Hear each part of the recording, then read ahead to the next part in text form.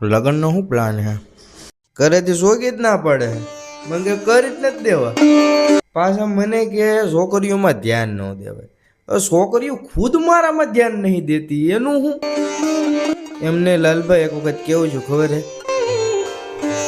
હું હે ને રાતે 12 વાગે એક વખત બાથરૂમ કરવા માટે બહાર આવ્યો.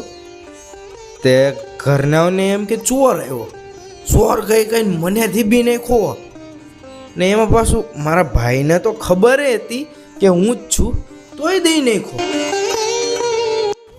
કા દાજ હોય ને જૂની હશે, મેં કંઈ પૂછ્યું નહોતું, પછી માર ખાઈને સુઈ ગયો.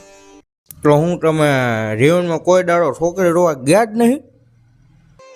એકવાર ગયો તો મારા હગાને લઈને. હા, મારા હગા મને લઈને ગયા હતા. છોકરી મેં જોઈ, છોકરી આપણને ગમી અને છોકરીને હું ન ગમી.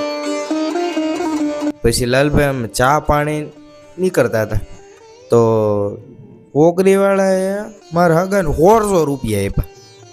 એ કે આને ભડાકે બંદૂક લાવીને ભડાકે દીધો.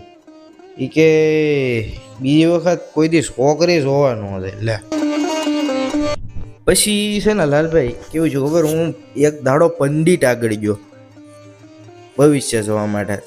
હાથ બતાવ્યો, રેખા બેખા બતાવી. તો પંડિત શું કે ખબર છે? તમારે કે જન્મ જ નહીં છો.